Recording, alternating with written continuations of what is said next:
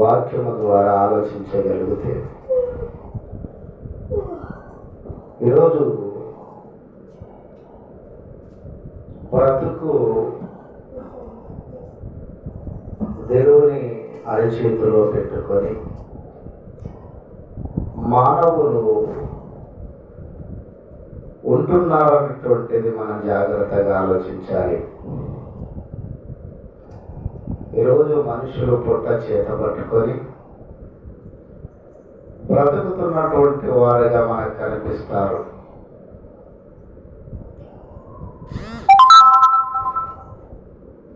దానికి ఉదాహరణ మనం జాగ్రత్తగా ఆలోచించగలిగితే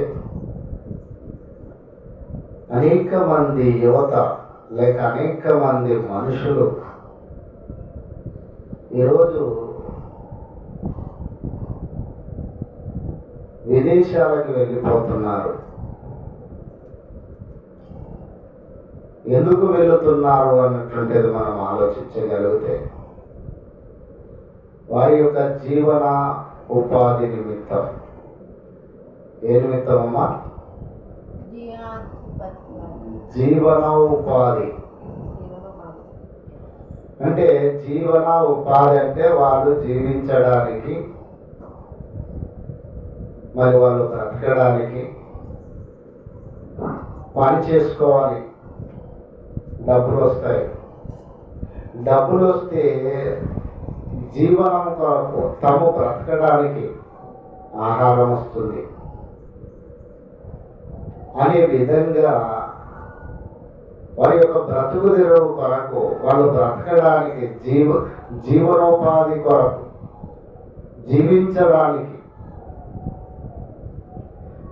తమ పొట్టను చేతిలో పెట్టుకొని అనేక ప్రాంతాలకు వెళ్ళిపోతున్నారు మనుషులు. బ్రతకాలి అనేటటువంటి తపనతో. కనుక అలా వెళ్ళినటువంటి వారు దుబాయ్కి, అలాగనే మరి సౌదీ అరేబియాకు, మరి అమెరికాకు, ఇలా అనేక దేశాలకు వెళుతున్నటువంటి వారును కొంతమంది వారికి ఉన్న డబ్బుని, వారికి స్తోమతకు మించిన డబ్బుని ఏజెంట్ల చేతిలో పెట్టి తిరిగి దుబాయ్కి తీసుకువెళ్ళి అక్కడ అరణ్యంలో గొర్రెలు కాపిస్తున్నారు అన్నటువంటిది, లేక ఇంట్లో వెట్టి చాకిరి చేయించుకుంటున్నారు అన్నటువంటిది, లేక అనేకమైన చిత్రహింసలతో మరి భయంకరమైనటువంటి చిత్రహింసలు పెడుతున్నారు అన్నటువంటిది ఈరోజు అనేక విధాలుగా మనము టీవీల్లో కానీ, వార్తల్లో కానీ, న్యూస్ పేపర్లో కానీ అనేక రీతిలుగా మనకు కనిపిస్తూ ఉన్నారు, చూస్తూ ఉన్నాం మన కళ్ళతో.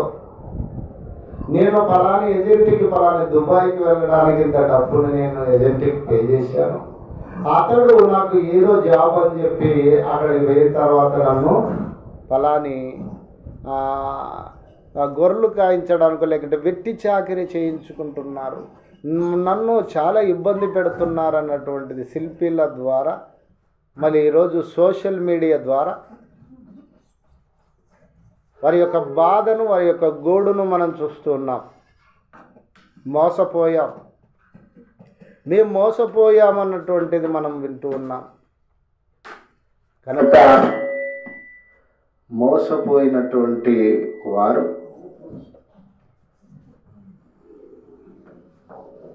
ఇలా మోసపోయినటువంటి వారు వారి యొక్క గోడు నిజంగా వర్ణింపలేనిది, తీర్చలేనిది. ఒక దుక్కు వారు ఇన్ని సంవత్సరాలు ఉంటానని నిబంధన చేసుకొని ఈసారి మళ్ళీ తిరిగి రావాలంటే ఇన్ని సంవత్సరాల తర్వాతనే తిరిగి రావాలి అనేటువంటిది ఈసా కండిషన్. తిరిగి రాలేక, అక్కడ పనులు చేయలేక,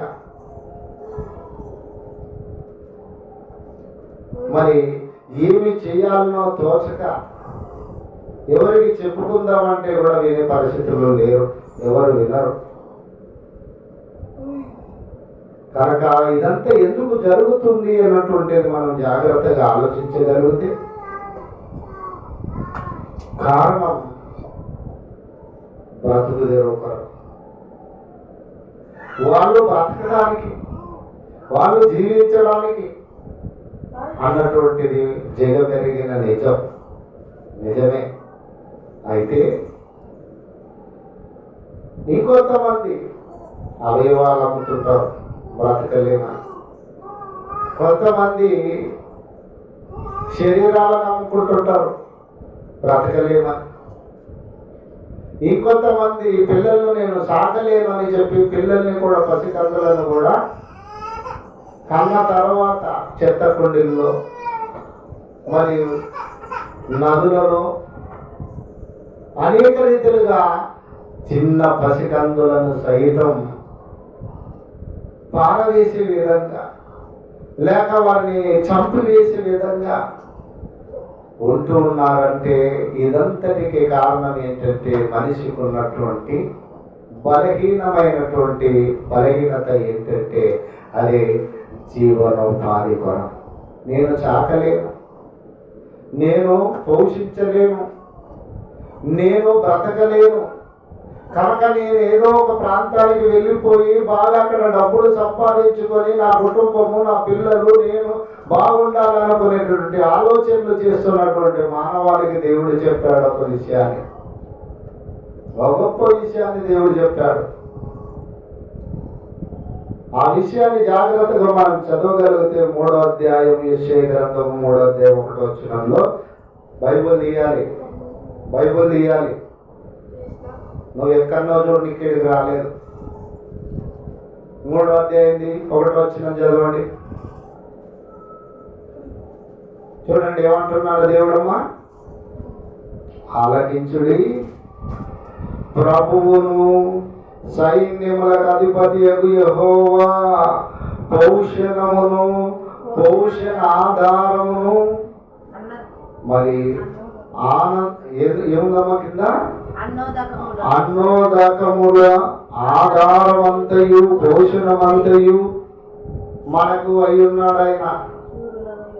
చాలు, మన జాగ్రత్తగా పైవచనాన్ని మనం జాగ్రత్తగా చూస్తే, ఇదిగో ప్రభువును సైన్యములకు అధిపతి యెహోవా పౌషణ ఆధారమును అనోదయకములు గల ఆధారమంతయు పోషణమంతయు మనకు అయ్యున్నాడు దేవుడు.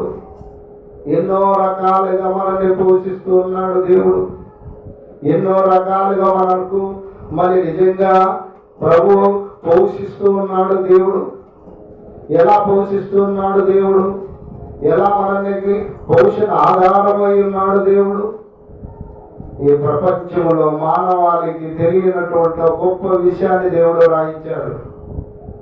ఇదిగో పోషణ కొరకు, పోషించుకోవడానికి, నీ జీవనోపాధి కొరకు, ఇదిగో జీవించడానికి మనుషులు పడుతున్న పాట్లు నిజంగా వర్ణించలేనంతగా ఉన్నాయి.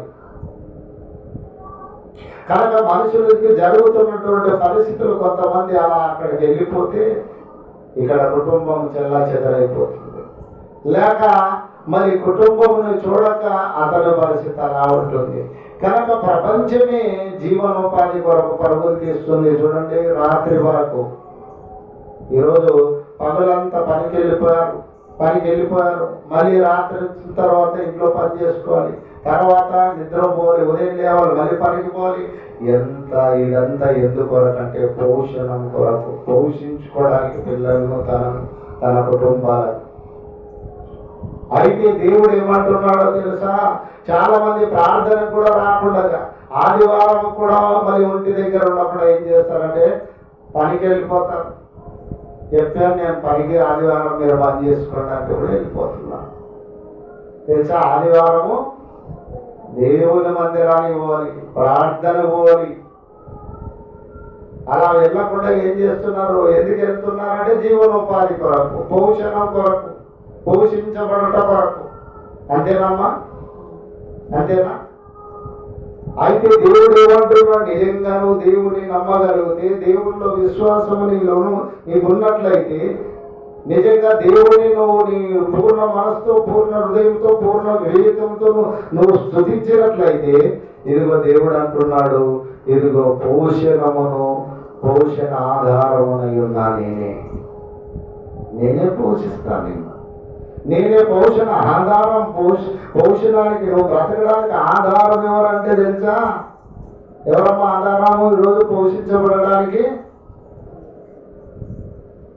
ఎవరు?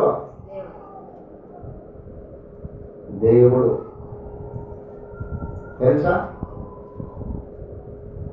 మనుషులు పోషించబడడానికి కారణం ఏంటో తెలిసి, ఈరోజు వర్షము కురవలేదనుకో, నదులు నిండలేదనుకో, నదులలో నీళ్లు కాలువలేక రాలేదనుకో, కాలువలో నుండి నీ చేనులోకి రాలేదనుకో, నీ విత్తనాలుగా ఎవరో బిడ్డ అంటున్నాడు దేవుడు. నీ విత్తనాలుగా మలుసవు, నీ పంటలు పండవు. కనుక నువ్వు ప్రపంచమే పోషింపబడడానికి దేవుడు పెద్ద పోషకుడు అయి ఉన్నాడట. జంతువులు, పక్షులు, చెట్లు, కొండలు, అరణ్యాలు, మరి పక్షులు, జీవులు, నదులు సమస్తము కూడా దేవుని చేతని నింపబడుతూ ఉన్నాయి. సమస్తము కూడా దేవుని చేతని పోషింపబడుతున్నాయి.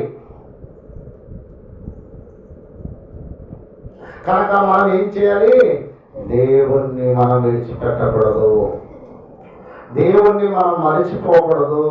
దేవుని సన్నిధిని మనం ఏదో ఈ గంట ఈరోజు మనం ఇంటి దగ్గర ఉండే బదులు ఏదో పని చేసుకుంటే డబ్బులు వస్తాయి అనుకుంటే కుదరదు. ఖచ్చితంగా ప్రతి ఆదివారము దేవుని దగ్గరికి రావాలి. అవసరమైతే నీకు వీలైన సమయం అంతా కూడా దేవుని కొరకు ఉపయోగించాలి. అది దేవుడు కోరుకున్నది. కనుక ప్రపంచము ఎలా ఉందో మీకు చెప్పాను ముందు. కనుక ప్రపంచానికి దేవుడు చెబుతున్న హెచ్చరిక ఏంటో తెలుసా? నేనే పోషణం, సైన్యములకు అధిపతి యెహోవా పోషణమునకు ఆధారమునై ఉన్నవాడుగా ఉన్నాడు. కనుక మొన్నటి వరకు చూసాం, కెనాల్కి నీళ్ళు లేవు.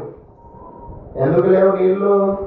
ఏమా కెనాల్కి నీళ్ళు ఎందుకు లేవు? వర్షాలు కురవలేదు. వర్షాలు ఎందుకు కురిపించాలి దేవుడు? ఎవరి కొరకు కురిపించాలి? మనుషులు పోషింపబడటానికి, మనుషులు బ్రతకటానికి. దేవుడు ఇదిగో నేను పోషణ ఆధారమునై ఉన్నాను. మీకంతా కూడా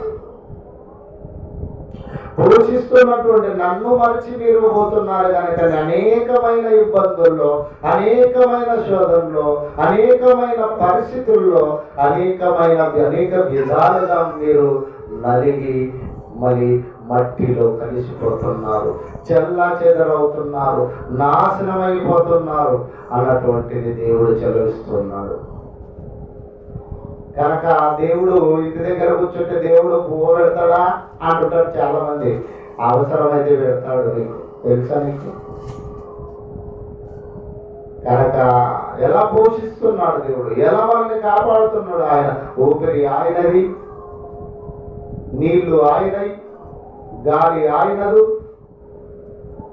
పండ్లు ఆయనవి, సమస్తము కూడా భూమి మీద ఉన్న ప్రతిదీ కూడా దేవునివి.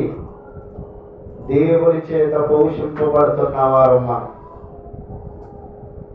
కనుక దేవుణ్ణి లెక్క లేకుండా ఉండకుండా దేవుని కొరకు ఉందాం, దేవుని కొరకు బ్రతుకుదాం. దేవుడు మనకు పోషణ ఆధారమునై ఉన్నాడు. దేవుడే మనల్ని చూసుకుంటాడు అన్నటువంటి బలమైన విశ్వాసం, బలమైన నమ్మకం నిజంగా దేవుని మీద మనం ఉన్నట్లయితే దేవుడు ఖచ్చితంగా మనల్ని కాపాడుతాడు. ఖచ్చితంగా దేవుడు మనల్ని ఖచ్చితమైన విధానంతో మనల్ని పోషిస్తాడు అన్నటువంటి దేవుని వాక్యం ద్వారా దేవుడు మిమ్మల్ని మీకు తెలుపుతూ మేము మీరు దేవుని మళ్ళీ రేపుతూ దేవుని వాక్యాన్ని ఇంతటితో ముగిస్తూ ఉన్నాను.